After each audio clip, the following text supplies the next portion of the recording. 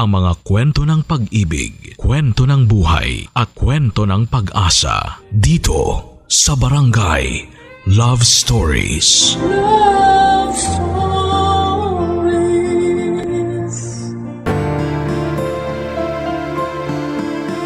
Minsan kahit mabuti ang intensyon natin, ay meron pa rin tayong makikilalang tao na masama ang hangarin. At kahit na anong iwas ang ating gawin ay para silang kabuting susulpot na lamang bigla para manggulo sa atin. Ikaw, kabarangay, paano mo iniiwasan ang ganitong klase ng tao? Dear Papa Dudut, magandang araw po sa inyo at sa mga tulad kong avid listener ng Barangay Love Stories. Tawagin niyo na lamang po ako sa pangalang Krista. 36 years old at residente ng Marikina City. Kasama ko sa bahay ang Mr. kong si Alfred at ang dalawa naming chikiting. Pero hindi po love story namin ang isishare ko. Masasabi ko na 10 years ago ay naisip ko talaga na hindi na ako makakapag-asawa o ni boyfriend man lang dahil wala akong tiwala sa mga lalaki.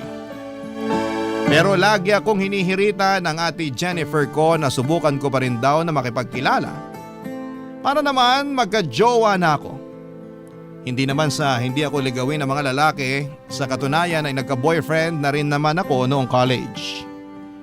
Kaso 2 years lamang kami dahil pinagpalit niya ako sa pinsan ko na mas maganda at sexy daw sa akin. Hindi naman ako pangit, may pagka-chubby lang pero hindi rin ako nag-effort makipag-agawan. Dahil para sa akin ay hindi ko deserve na magmakaawa sa taong winalang hiya ako. Kahit na hindi ako perpekto ay mataas ang respeto at pagpapahalaga ko sa aking sarili. Pero nasaktan pa rin naman ako noon at naladala ko yon kahit na ilang taon na ang nakakalipas. Simula noon ay ekis na talaga sa akin ang mga lalaking gustong manligaw. Mas nag-focus na lamang ako sa trabaho ng mga panahong yon at kinalimutan ko na ang pakikipag-love life, Papa Dudut.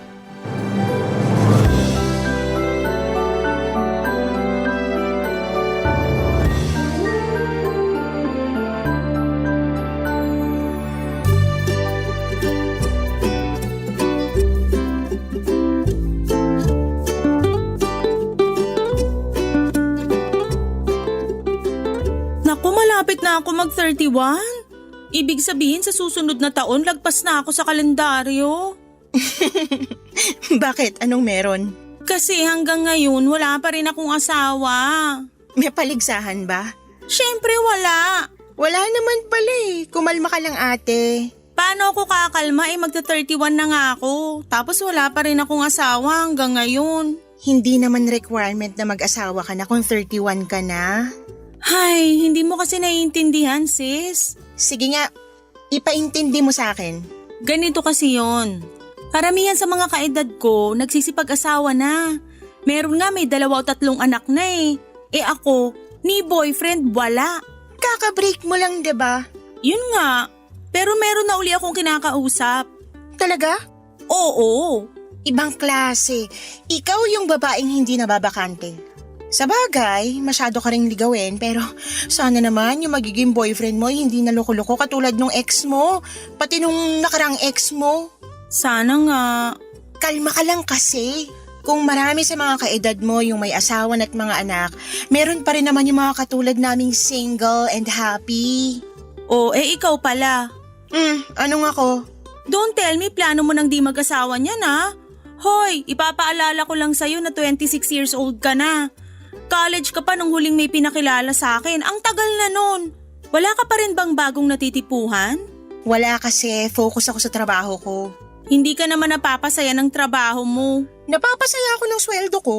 Pero ano na, wala ka bang balak mag-boyfriend man lang? Baka nakakalimutan mo, di ka na bumabata. Hindi naman ako nape-pressure, ikaw lang ate. Kahit na, pag umabot ka sa edad kong to, maiintindihan mo yung pakiramdam na para kang nakikipaghilahan ng panahon sa kalendaryo. Kaya nga habang maaga pa lang, subukan mo na uli magjowa. Malay mo, for keeps na pala this time. Tinatamad kasi ako. Tinatamad? O takot ka lang uli masaktan? Kasama na yun. Marami akong what ifs eh. What if lokohin ulit ako katulad nung ginawa sa akin ng ex ko? What if tama ka, paano kung masaktan ulit ako? Ayoko na ulit maranasan yun. Tapos na ako sa sawi year ako. Matanong nga kita, gusto mo bang tumandang dalaga? Ate naman eh. Tigilan mo ako sa kagaganyan mo. Kung ako sa'yo, lalabas ako tuwing Biyernes ng gabi, sasama ako sa mga katrabaho kong gumimik. Alam mo namang hindi ako mahilig mag-bar. Subukan mo lang kahit minsan. Malay mo may makilala kang type mo. Kung ayaw mo naman, mag-install ka na lang ng dating app. Uso naman yun. Alam mo kung anong gusto kong gawin? Ano? Matulog! Sleep deprived kaya ako ate. Aga-aga ng pasok ko tapos minsan late na ako nakakauwi dahil sa heavy traffic. Ang boring mo naman, girl. Whatever you say. Dapat kasi gayahin mo ko. 2 buwan lang kung mag-move on. FYI, nakapag-move on na ako. Hay nako, bahala ka. Basta, sinabihan kita. Papadudot masasabi kong may point naman si ate sa mga sinabi niya sa akin. Wala namang masama kung subukan kong makipagkilala ulit dahil matagal na rin namang nangyari yung panluloko sa akin ng ex-boyfriend ko. In fact, hiwalay na sila ng pinsan naming yun. Ewan, baka karma na nila yon sa ginawa nila sa akin pero wala na akong pakialam sa kanila.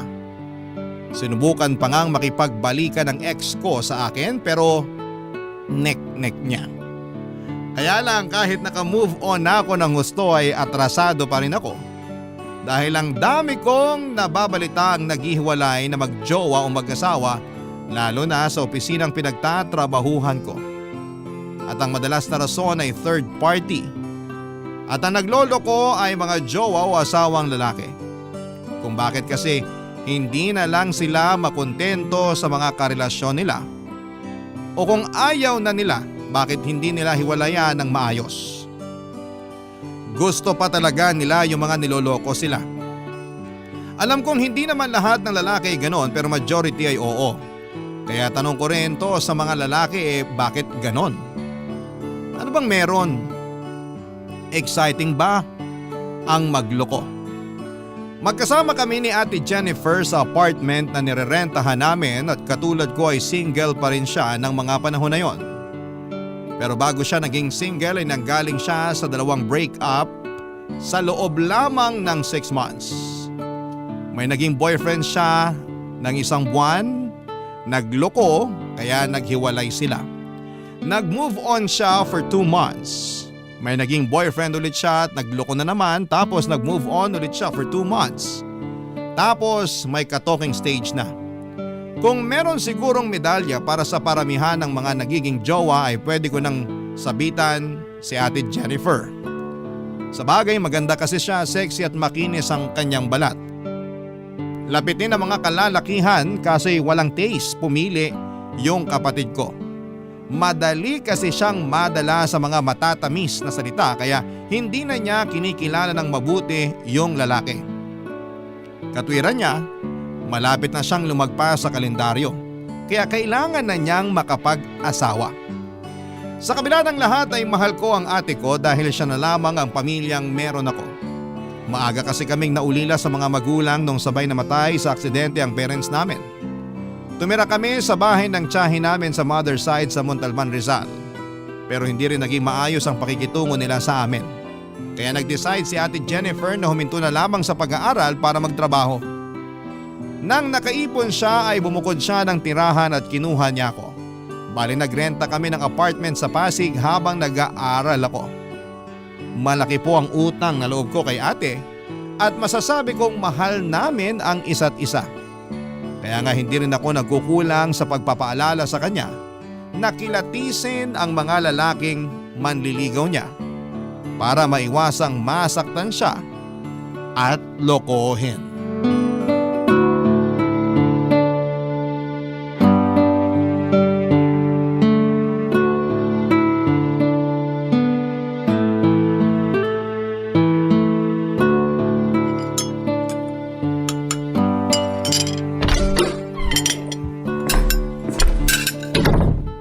Nandito na ako. Oh, ang bilis mo naman, mahal. Sino ka? Ikaw, sino ka? Kapal na mukha mo. Para sabihin ko sa'yo, nakatira ako rito. Ikaw, sino ka?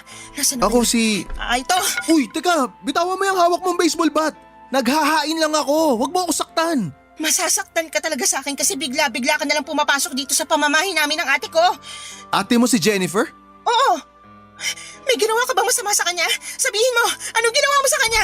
Wala akong ginagawang Nandito masama sa na kanya. ako. Hey! Hala, Krista! Ibaba mo nga yung hawak mo! Santisimang babae to! Ate, oh my gosh, buhay ka ate. Ha? Ano ba kasing akala mo? Akala ko may ginawang masama sa'yo yung lalaki na yan eh. Hindi ako masamang tao. Sino ka ba kasi? Tsaka, bakit ka nasa apartment namin at nakikialam ng mga gamit namin? Teka, isa-isa lang ang tanong. Mahina ang kalaban. Kumalma nga muna tayo, okay? Upo muna tayo. Ayokong kumalma at ayokong umupo hanggat di ko nalalaman kung sino yung lalaki na yan, ate. Hindi mo kailangang sumigaw. Naririnig kita. Sino ba kasi yan? Ikaw ba nagpapasok dyan? Oo, pasensya ka na kasi hindi ko agad nasabi sa'yo na may bisita ako. Siya si Resty, boyfriend ko. Boyfriend mo? Oo, pumunta siya rito kasi sabi ko ipapakilala ko na siya sa'yo. Ayan o, nag-effort pa nga siyang magluto kaso naubusan tayo ng soft drink sa ref. Kaya lumabas muna ako para bumili. Di ko naman alam kamuntik mo na siyang paluin ng baseball bat dyan. Sino ba naman kasi hindi matatakot? Hindi ko naman siya kilala. Sana kasi inabisuhan mo muna ako ng mas maaga na may bisita ka pala. Kaloka ka rin, ate. Sensya na, huwag ka na ma-high blood. Sige ka, baka sumakit batok mo. Ay, nako. Pasensya ka na, Resty. Masyadong mainit tong kapatid ko. Sana di ka niya natakot ha. Mabait naman yan. Nagulat lang talaga. Naku, wala yun. Cute nga sa mga babae yung ganun eh. Yung magugulatin. Anong sabi mo? Ang sabi ko, kumain na lang tayo. Baka lumamig tong hinaing ko, sayang naman. Baka kumunat, lalo na tong crispy pata. Bawal ka niyan, Krista. Baka lalo kang ma-high blood. Ewan ko sa'yo, ate. Kasalanan mo naman kung bakit eh. Aba, ako pa nasisi. Ay, pero sorry na kasi. Kumain na lang tayo, medyo nagugutom na rin ako. Ikaw ba, di ka pa gutom? Gutom na rin. Nalipasan na nga ako. Kayo na lang hinihintay ng mga pagkain dito sa mesa. Tara na.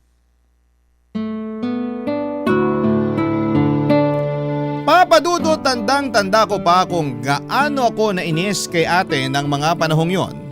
Dahil hindi man lang niya ako inabisuhan na meron siyang bisita.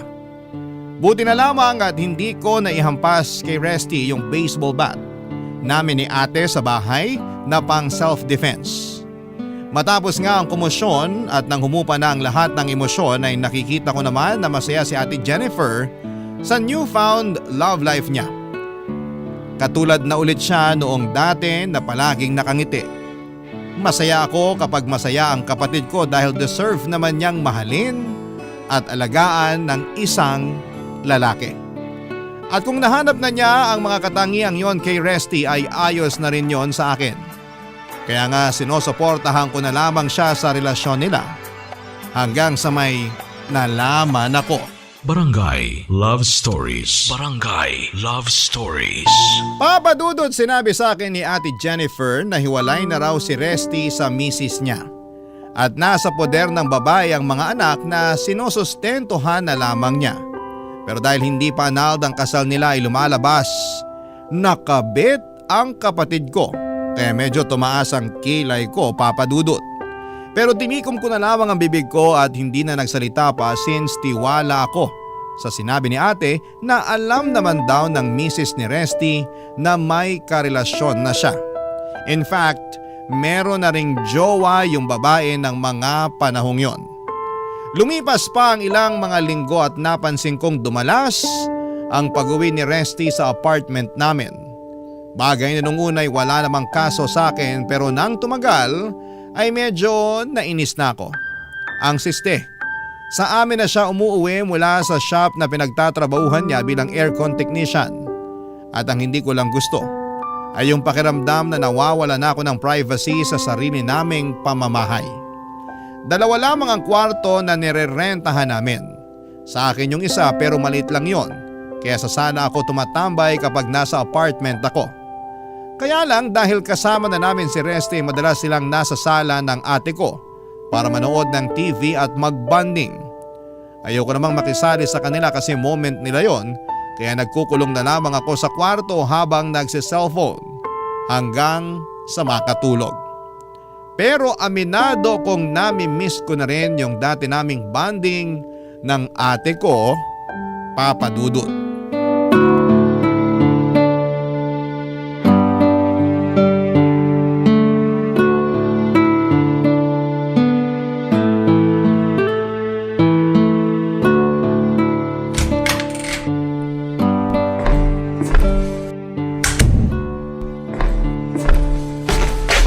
Himala, wala yata si Kuya Resty.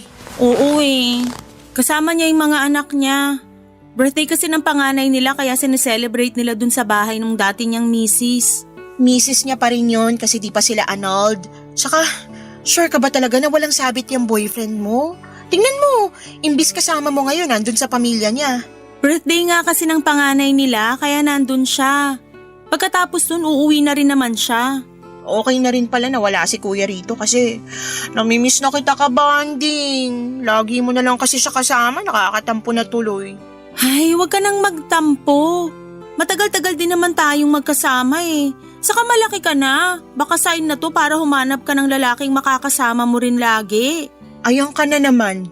Pipilitin mo na naman ako mag-boyfriend. Masarap kasi magkaroon ng boyfriend, kaya humanap ka na rin. Hindi naman ako naghahanap. Kaya nga maghanap ka na. Sipagan mo kasi may itsura ka naman. Maganda ka, mana ka sa akin. Kaya sigurado ko na meron kang mabibingwit. Hay nako ate, puro ka namang ganyan. Bigla na tuloy akong tinamad na makabanding ka. Ikaw naman, pinapaalalahanan lang naman kita. Masarap kaya sa pakiramdam na magkaroon ng katuwang sa buhay. Paano mangyayari yan kung di ka nakikipagkilala? Huwag ka na kasi matakot. Alisin mo na yung mga what if sa isip mo dahil di lahat ng lalaki katulad ng ex-boyfriend mo. Sa bagay, may point ka rin naman. Masyado ko kasing hinusgahan lahat ng kalalakihan na katulad ng ex-boyfriend ko o ng mga ex mo na manlolokot manggagamit. Basta ako, iniisip ko na lang na kaya kami di nagkatuluyan ng mga ex ko kasi paraan yun ni Lord para ilayo ako sa mga manlolokong katulad nila. Kaya mabilis ako nakaka-move on kasi ayos na rin sa akin. Kung hindi kami nagkahiwalay, di ko makikilala yung Kuya Resty mo. Talagang in love ka sa kanya, no? Oo naman. Para sa akin, siya na yung lalaking gusto kong makasama habang buhay. Ganon kadaling naisip mo yan, wala pa nga isang buwan simula nung maging kayo. Kailangan pa bang mag-isang buwan kami para masabi kong siya na, yung the one for me? Oo naman. Ayan ka na naman sa ugali mong hindi kinikilatis mabuti yung nakakarelasyon tapos sa huli, iiyak-iyak ka eh. Ano pa bang klaseng pagkilatis gusto mong gawin ko kay Resty nung una pa lang naman naging honest na siya sa akin. Sinabi niya na hiwalay siya sa misis niya at may mga anak sila. Para sa akin, green flag yun. Pero nag-aalala pa rin ako kasi wala pa rin kasiguruhan yung pinasok mo eh.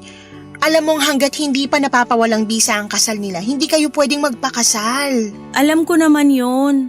Pero naniniwala ako sa sinabi ni Resty na aasikasuhin din niya yung annulment papers nila ng asawa niya. Medyo gipit lang siya ngayon kasi nagsusustento siya sa mga anak nila. Pero pinag-iipunan naman daw niya. Kaya wag ka nang mag-alala. Sana nga kasi matagal pa naman process ng annulment dito sa atin. Tapos magastos din. Baka lang mainip ka sa paghihintay kung kailan kayo pwedeng ikasal.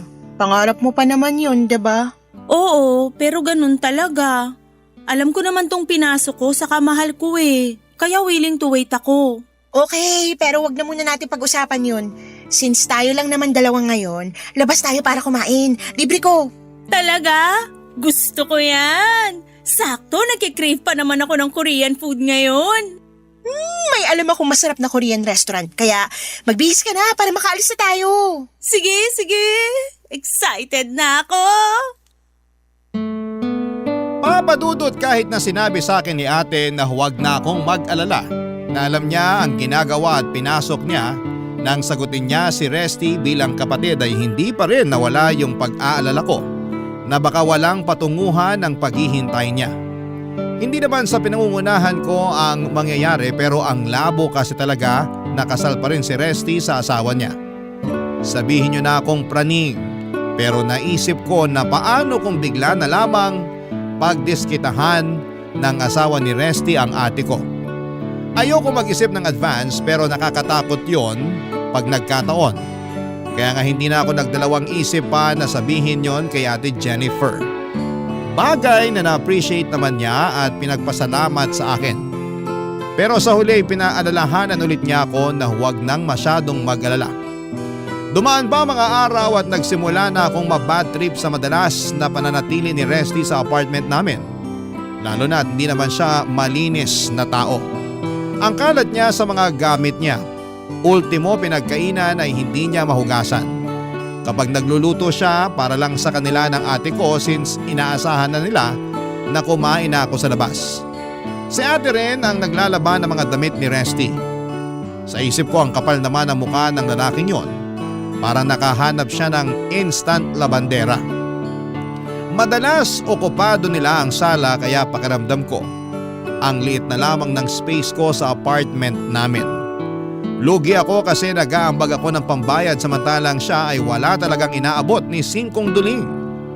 Ang alam ko ay meron naman siyang nirerentahang apartment din kaya bakit sa bahay namin siya nakikipagsiksikan. Nababanas na ako pero sinolo ko na lamang dahil baka makapagsalita ako ng hindi maganda. Pero sinusubukan talaga ng kapalaran ang pasensya ko.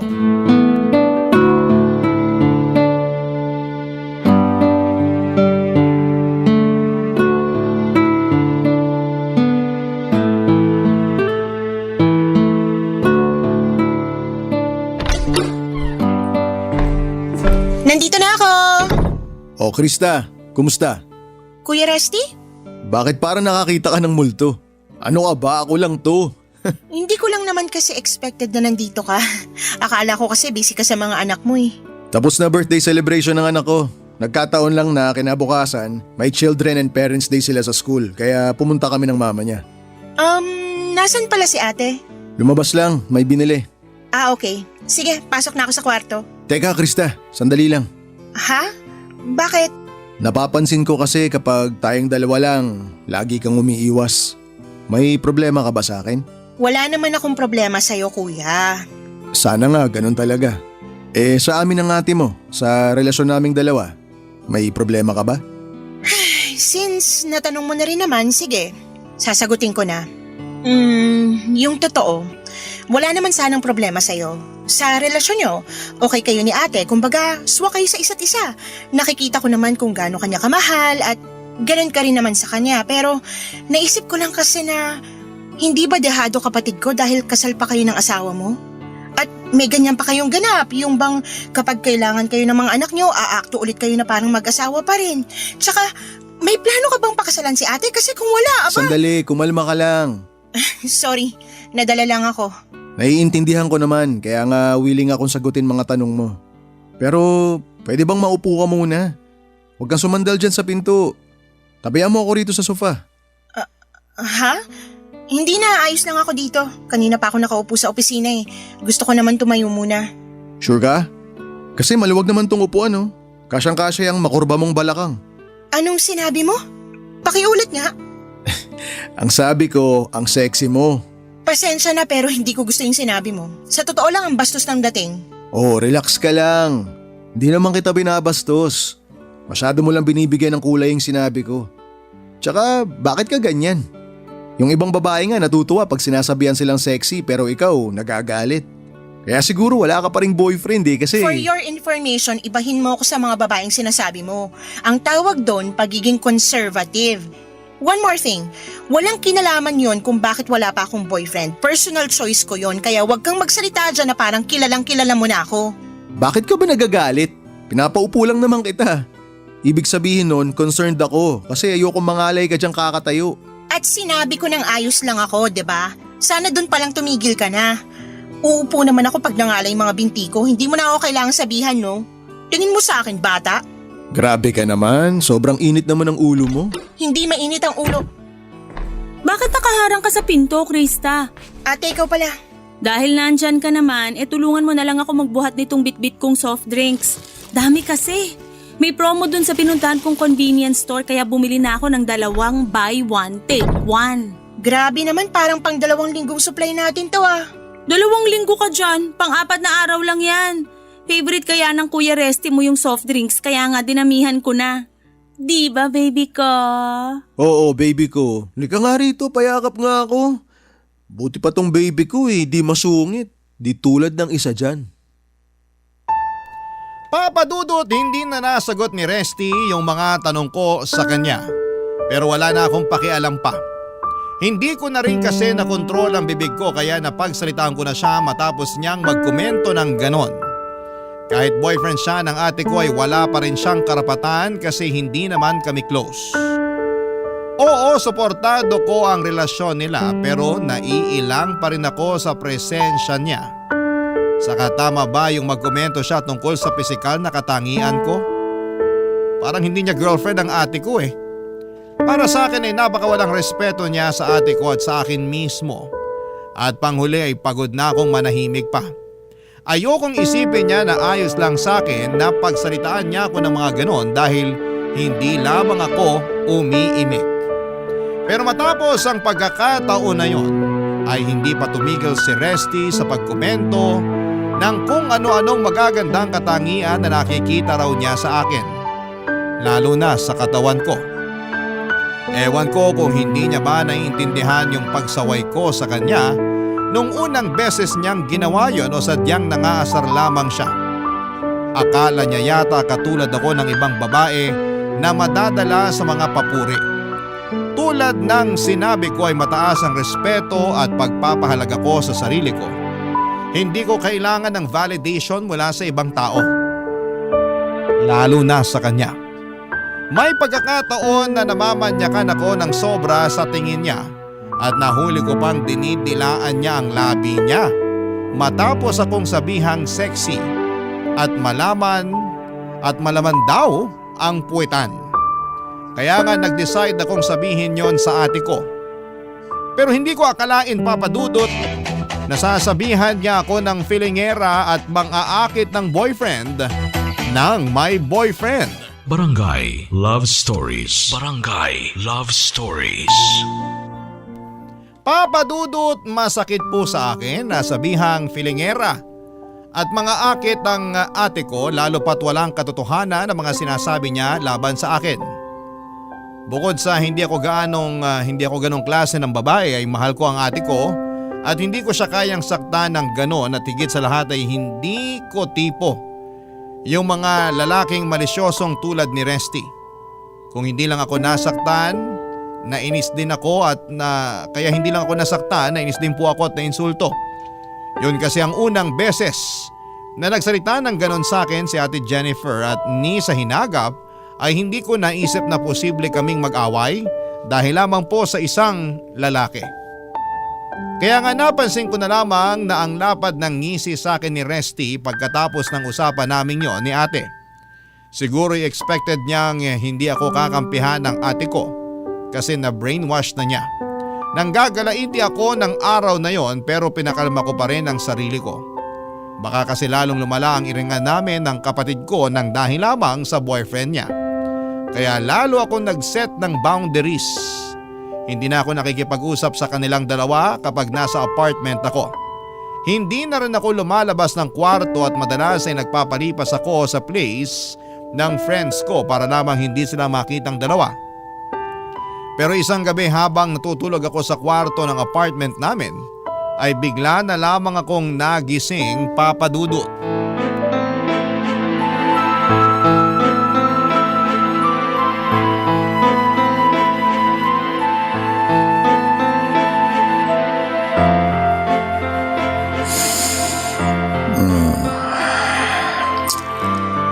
Kinis talaga. At ang bango pa. Lambot talaga ng hita mo, Krista.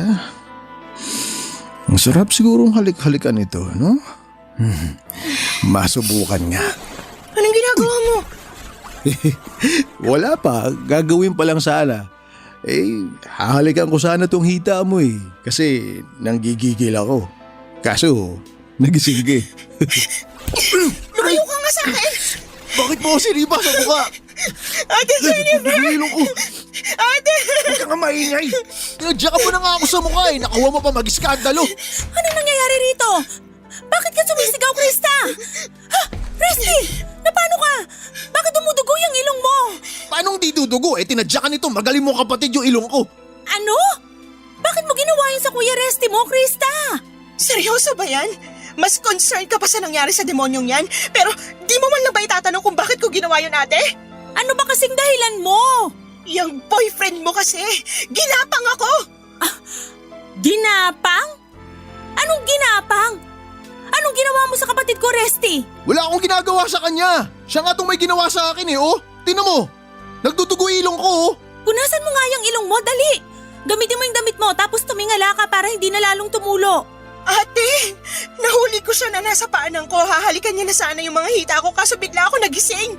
Pero hindi ganyang klaseng tao si Resty. Anong hindi? Ginawa niya na nga sa akin.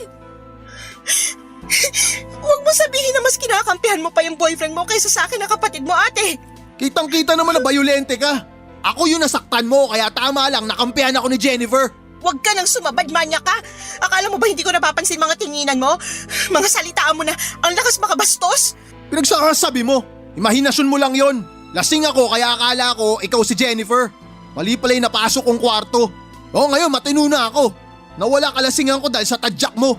Oh, yun naman pala eh. Lasing lang Kuya Resty mo, hindi niya sinasadya yung nangyari. At talagang naniniwala ka sa lalaking yan, ate? Kasasabi ko lang na ang manyak niya tumingin at nakakabastos din magsalita. Ikaw naman kasi may kasalanan. Sana kinandado mo kwarto mo para hindi nagkamali ng pinasok si Resty. Saka tungkol naman dyan sa mga sinasabi mong manyak tumingin at bastos magsalita, tama ang kuya mo, imahinasyon mo lang yun. Baka akala mo lang gusto ka ng boyfriend ko kaya nag-iimbento ka na lang dyan. Ate Jennifer naman! Ako yung agrabyado dito, ako yung kapatid mo kaya ako dapat yung kampihan mo. Hindi sa lahat ng pagkakataon kakampihan kita. Saka wag kang ang feeling agrabyado dyan. Simpleng issue pinapalaki mo. Simpleng iso ba yung muntik na akong gahasain ng boyfriend mo? Hoy! Malaking paratang yan ha. Hindi kita pinuwersa o kung anuman. Hindi ka rin nasaktan. Kaya saan ang galing yung sinasabi mo? Tsaka bakit naman kita pag-iinteresan? Hindi naman kita gusto. Baka akala mo may gusto ko sa'yo. Hoy, nagkakamali ka para sabihin ko sa'yo, loyal ako dito sa ate mo. Kapal talaga ng mukha mo! Ikaw ang makapal ang muka. Tama naman si Resty, akala mo may gusto siya sa'yo pero ang totoo, ikaw ang may gusto sa kanya. Ate naman! Akala mo di ko napapansin mga panakaw mong tingin sa boyfriend ko? Wala akong gusto sa boyfriend mo. Hindi ako naniniwala sa'yo. Nung una pa lang sinabihan na kita na humanap ka ng iyo at wag na wag mong agawin yung akin. Napakalandi mo! Papa Dudut, nagkapatong-patong na lamang ang lahat ng tampo at sama ng loob ko kay Ate Jennifer at sumabog na nga ng gabing yon. Sino ba naman kasing matinong kapatid ang kakampihan ng karelasyon niya na muntik ng pagsamantalahan ng kapatid niya? Kaya nga sobra ang galit at dismayado ko ng husto kay ate dahil sa ginawa niya sa akin. Pakiramdam ko ay nawala na ako ng kakampi at tagapagtanggol sa sarili naming pamamahay. Takot na takot ako ng gabing yon kaya hindi rin ako nakatulog ng mas maayos. Kinabukasan ay kinausap nila ako at tumingin ng tawad si Resty dahil hindi naman daw niya talaga sinasadya. Lasing siya kaya hindi niya napansin na kwarto ko yung napasok niya. Nasa impluwensya lamang siya ng alak at bahagyang nawala sa sarili. Pinagsabihan din ako ni ate na kung ikinandado ko raw ang kwarto ko ay hindi makakapasok doon ng boyfriend niya. Akala ko ay magsusorry si ate Jennifer sa mga sinabi niya sa akin nung nakaraang gabi pero nagkamali ako. Mukha silang napilitan lamang na kausapin ako kaya nasabi ko sa sarili ko na hindi na talaga ako dapat magtagal sa apartment namin. Ang masakit lang ay mukhang ako talaga ang dapat umalis dahil apartment yon ng ate ko. Hindi nga ako nagkamali dahil nung sumunod na araw, kinausap ako ni ate Jennifer para sabihin kailangan ko ng bumukod kasi may plano na silang magsama ni Resty ng permanente. Hindi na ako nakipagtalo pa dahil pagod na ako. Sa halip ay sumang-ayon na lamang ako at mabuti na lang dahil una nang inalok sa akin ng kaibigan kong babae na samahan ko siya sa nirerentahan niyang kwarto dahil mag-isa lamang naman siya doon. Umalis ako sa amin kahit na malaki pa rin ang tampo ko kay Ate Jennifer. Hindi ko pa rin kasi matanggap na mas pinili niya ang Resty na yon kesa sa akin na sarili niyang kapatid. Mabilis na lumipas ang 3 buwan. Nagkabati na rin naman kami ni ate. Nawala na rin yung tampo ko sa kanya lalo na nung nag-reach out siya sa akin para humingi ng tawad after 2 months. At kahit late na niyang na-realize yun ay hindi ko rin naman siya natiis. Sa katunayan ay binibisita ko pa rin si ate sa apartment namin pag wala ang kinakasama niya.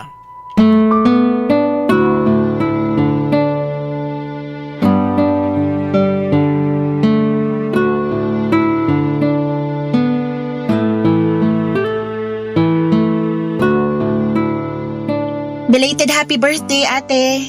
Pasensya ka na kung hindi ako nakapunta sa actual birthday mo ah. Busy kasi sa trabaho eh. Okay lang naman. Ayoko ring makaabala sa'yo. Hindi ka naman abala. Tsaka expected ko na masaya ka naman nung araw na yun kasi kasama mo si Kuya Resty. Yung totoo? Iyak lang ako ng iyak nung birthday ko. Ha? Bakit? Ano nangyari? Yung kuya mo kasi, nahuli kong nambababae. Ano? Ang kapal naman ng mukha niya. Sino yung babaeng yon? Kilala mo ba? Oo, syempre. Yung misis niya. Oh my gosh! Nabasa ko kasi usapan nila sa text message. Ang sweet nila tapos nagpaplano pa sila ng bakasyon kasama mga anak nila. Mukhang nagkabalikan na sila. Kaya nanlalamig na siya sa akin. Yan na nga bang sinasabi ko. Loko talaga yung boyfriend mo. Hindi ko na siya boyfriend. Nakipaghiwalay na ako sa kanya last night lang. Pinalayas ko na rin siya rito sa apartment ko kaya ako na lang uli mag-isa rito. Ay, ganun ba? Pasensya ka na ate. Nakakagulat pa rin kasi akala ko talaga wala na siyang feeling sa misis niya tapos biglang meron pa pala. Akala ko rin eh. Pero nung kinumpronta ko siya, sabi niya sa akin na may mga na-realize daw siya. Di ko na inalam kung ano kasi baka sumakit lang ulo ko. For sure, sasabihin lang niya na mas mahal niya talaga asawa niya kaya gusto niya uli na magkabalikan sila. Eh, akala ko ba may jowa rin yung asawa niya? Nalaman daw niya na ginagamit lang nito yung lalaki para pagselosin siya. Ay wow! Ang romantic naman. Kaya nga eh, nakakabwisit diba? Hindi lang nakakabwisit, nakakagigil din. Grabe ha, sarap suntukin sa mukha. Buti na lang talaga wala na siya rito sa apartment mo. Oo nga eh, nalulungkot lang ako kasi mahal ko na siya. Tapos umasa ako na may future kami pero mukhang tama ka. Wala at hindi rin naman niya ako ganun kamahal. Ang mali ko lang masyado kong nabulag sa nararamdaman ko sa kanya. Mas pinili ko pa nga siya sa'yo na sarili kong kapatid eh. Sorry talaga, Krista. Sorry kasi di ako naniwala sa sinabi mo noon. Dapat ako yung nagtanggol sa'yo kasi ate mo ko, kaso hindi. Pinagbintangan pa kita at sinabihan ng kung ano-anong masasakit na salita. Tapos pinalis pa kita sa apartment natin para lang makasama ko yung mokong na yun. Nakaraan na yun ate. Tsaka napatawad na rin kita. Hindi naman kita kayang tiisin kasi mahal kita eh. Nahihiya pa rin ako sa'yo kasi hindi ako naging mabuting ate. Lahat naman nagkakamali. Oo, nagalit ako sa'yo noon pero mas magaan pa rin sa loob ko yung patawarin ka. Sana lang, di na maulit yun sa mga susunod mo pang makakarelasyon kasi baka masabunutan talaga kita. Buti na lang talaga hindi ako ganun kamaldita nung gabing yun. Pero sana sinabunutan mo na lang ako para nagising ako sa kahibangan ko nung gabing yun. Pero naisip ko sana yung boyfriend mo na lang sinabunutan natin eh, para nadagdagan sugat niya sa ilong. Hoy, bayolente ah! Siyempre! Oh, wag mong sabihin na pinagtatanggol mo pa rin yun. Hindi na no, kaya nga pinalayas ko na siya rito. Anong akala niya sa akin magmamakaawa sa kanya? Nek-nek niya. Yan ang gusto ko sa'yo. Matapang ka talaga. Pero mas matapang ka. Narealize ko nga mga sinabi mo sa pagmamadali kong makapag-asawa. Kung ano tuloy ugali ng mga lalaking nagiging boyfriend ko. Dapat kasi kinikilala ko munang mabuti, hindi ako nagmamadali para iwas din sa pagkakamali. Apply mo na lang yan sa susunod para hindi ka na masaktan. Sige, pero saka na yon. Ayoko munang mag-boyfriend. Wow! May lagnat ka ba? Wala naman, bakit? Bago kasi yan sa pandinig ko yung ayaw mo na munang mag-boyfriend. Not so you. Ewan ko sa'yo. Basta. Salamat kasi pinatawad mo ko. Salamat dahil nandyan ka. Walang anuman, basta tandaan mo nandito lang ako. Hindi lang tayo mag-ate, mag-best friend din tayo. Naiiyak tuloy ako. Hoy, wag ka nga umiyak. Lumabas na lang tayo para kumain. I-celebrate na natin birthday mo dahil hindi mo deserve umiyak sa isang manloloko. Papadudot lumabas kami ni Ate Jennifer para kumain sa paborito niyang restaurant kung saan kami nagkwentuhan, nagtawanan at nag-iyakan. Hinayaan ko lamang siyang ilabas ang lahat ng sama ng loob niya para naman wala na siyang daladala sa dibdib niya. Kahit naman kasi papaano'y minahal niya pa rin ang Resty na yon. Nung pauwi na kami, sinabi ni ate na malulungkot na naman siya. Sa pag-uwi niya kasi mag-isa lamang siya sa apartment. Kaya nga nag-decide akong sumama sa kanya. Bago matulog ay nanood kami ng pelikulang nakakaiyak hanggang sa antukin kaming magkapatid. Hindi nagtagal ay bumalik ako sa apartment namin ng ate ko. Masaya ako kasi kahit papaano ay nakakapag-move on na ang ate ko mula sa hiwalayan nila ni Resty. Nakatulong din ang pagkuha niya ng short-term course tungkol sa pag-housekeeping dahil pangarap daw niyang makapagtrabaho sa hotel.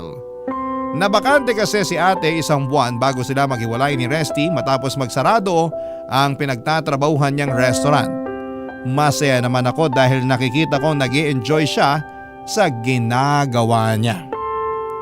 Sa kasalukuyan, papadudot ay nasa Germany na ang ate Jennifer ko dahil nakakilala siya ng isang mabait na aliman na siyang napangasawa niya. Tapos doon sila nakatira ngayon pero lagi pa rin naman kaming nag-uusap ni ate sa video call. Masasabi ko na mas naging close kami ngayon kahit na milya-milya na ang layo namin sa isa't isa. Tapos ako naman ay nakapag-asawa na rin sa katauhan ni Alfred at nandito na kami ngayon sa Marikina. Last year ay nag-resign na ako sa pinagtatrabahuhan kong opisina dahil inaasikaso ko ang plano naming negosyo ng mister ko habang hands-on sa mga anak namin. Kahit simple lang ang buhay namin, masasabi ko papadudot na masaya ang buhay namin. At yun ang lagi kong pinagpapasalamat sa Diyos. Hanggang dito na lamang po papadudot ang sulat ko at maraming salamat po. Sakaling mapili po ninyong i-area ang storya ng buhay namin ng ate ko. Sana'y kinapulutan po ito ng aral at inspirasyon ng mga kabarangay natin. God bless sa programa ninyong Barangay Love Stories, ang inyong kapuso at kabarangay forever, Krista. Nagustuhan ng iyong napakinggan? Ituloy yan via live stream sa www.gmanetwork.com/radio. Barangay LS 97.1 Forever.